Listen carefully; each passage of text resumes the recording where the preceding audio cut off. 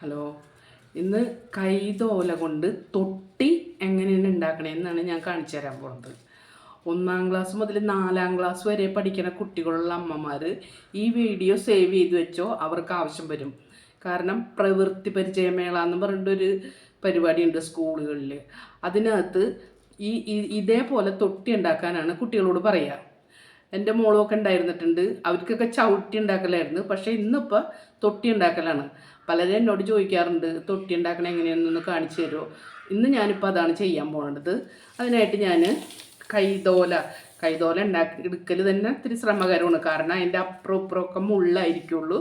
ഈ മുള്ളൊക്കെ കളഞ്ഞ് ഒരു 10 ദിവസമെങ്കിലും വെയിലത്തിട്ട് ഇങ്ങനെ ചുരുട്ടിയിട്ട്, നിങ്ങൾ കണ്ടിട്ടില്ലേ ഇങ്ങനെ ചുരുട്ടിയിട്ട് ഓല പായ നെയ്യണ വീടുകളിലൊക്കെ ഞങ്ങളുടെ ഈ ഭാഗത്തൊക്കെ പായ നെയ്ത്തുള്ളതാണ്. അപ്പോൾ അതുകൊണ്ട് എല്ലാവരും കണ്ടിട്ടുണ്ടാവും. പക്ഷേ എല്ലാവരും ഇതിൽ നിന്നും വിട്ടുപോകാനുള്ള ഒന്നാമത്തെ കാരണം ഇത് ചെയ്തെടുക്കലാണ്. മുള്ളുള്ള സാധനം ഇങ്ങനെ മുള്ളൊക്കെ കളഞ്ഞ് ഉണക്കിയെടുക്കൽ തന്നെ വളരെ പണിപ്പെട്ട ഒരു പരിപാടിയാണ്. അതുകൊണ്ട് കൈതോല ഞാൻ ഇങ്ങനെ മുള്ളൊക്കെ കളഞ്ഞ് ഉണക്കി എടുത്തിട്ടുണ്ട്. ഇതിൽ നിന്ന് എടുത്തിട്ട് ഇനി ഞാൻ എടുത്തു കഴിഞ്ഞിട്ട് കാണിച്ചു തരാം.